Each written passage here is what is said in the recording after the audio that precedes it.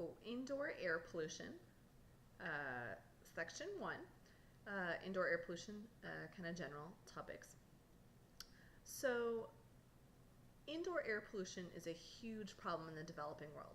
When people are burning wood, biomaterials, dried animal wastes to cook food and generate heat, it releases a lot of particulates, which is a huge health problem.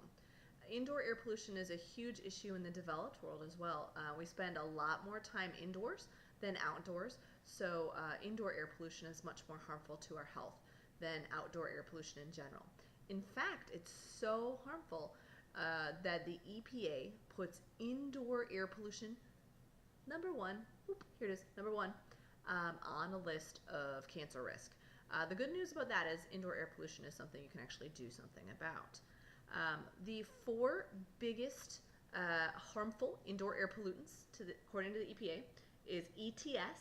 ETS is an abbreviation for environmental tobacco smoke, formaldehyde, radon, and particulates. Okay, so some specifics about that. Some indoor air pollutants are found more frequently in older buildings. For example, lead and asbestos are primarily an older building problem. Formaldehyde and VOC, volatile organic compounds, tend to be more of a problem in new buildings that have new paint and new furniture, that type of thing. Houses with wood burning stoves will sometimes have problems with carbon monoxide and particulates as well. So, environmental tobacco smoke, or ETS, pretty much cancer, respiratory irritant, emphysema, and ear infections in young children exposed to secondhand smoke. So not only are you harming yourself, you're harming your children as well. Pretty much just stop smoking and you'll solve the problem.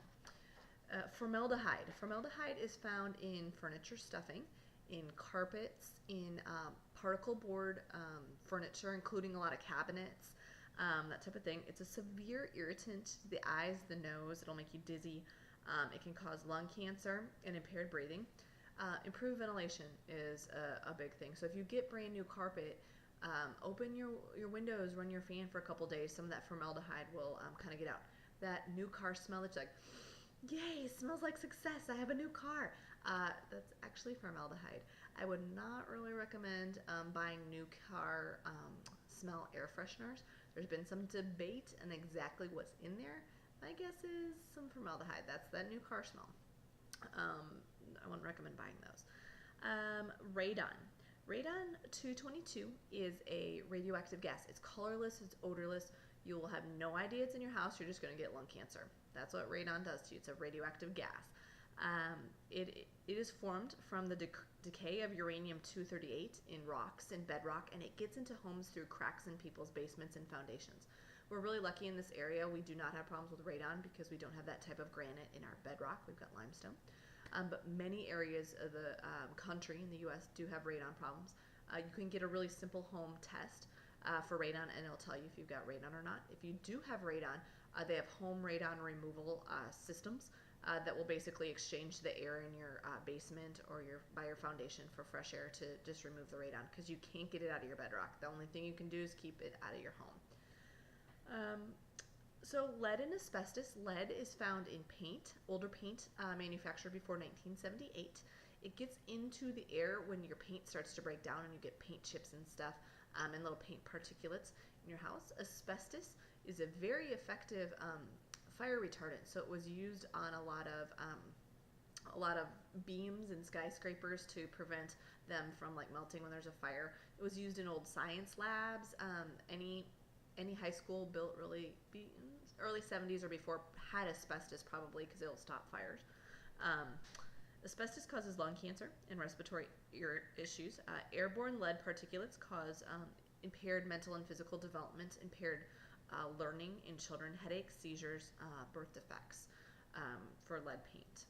Pretty much to remove lead and asbestos, you have to just get it out of your house. So you can pull asbestos out. The safest thing actually to do with lead is to paint over it, so you don't get any lead paint chips. Actually, removing lead paint gets a lot more into the air. Biologicals cause a lot of people grief, so that's animal dander, that's mold in your house, mold from your plants if you overwater them. All of those things usually give people allergy type problems. Um, just really being careful with your humidity levels. Watching for leaks in your home will really help with some of those mold biologicals as well. And then maintaining your air conditioners and your furnace and your heater will really help with some of that as well. Um, VOCs are volatile organic compounds. They're found in paints, solvents, varnishes, cleaning products, carpets, drapes, clothing. They're respiratory irritant. They suppress the immune system, and many are listed as probable carcinogens. Um, Ventilating things adequately, choosing products that don't have VOC, so looking at your cleaning products carefully. When you paint your home, you can buy paints that are low or no VOC paint. That's what we did when we painted our house.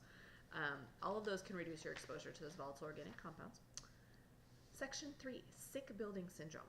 A sick building is a building in which many people in the building get respiratory symptoms while in the building, and those respiratory symptoms clear up when they leave the building.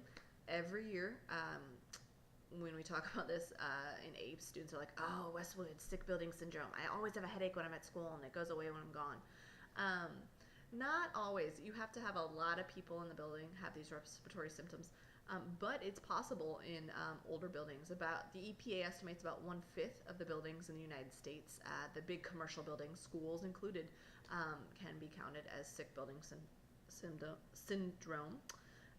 The respiratory symptoms can be coughing, sneezing, nasal congestion, sore throats, a lot of ear infections, headaches, asthma or allergy attacks, all of those things. So if you have a lot of people in the building, it gets better when they leave. There is a possibility your building is sick, and I think that's driven primarily by biologicals or VOCs, those type of things. Some sort of indoor air pollutant is making people sick.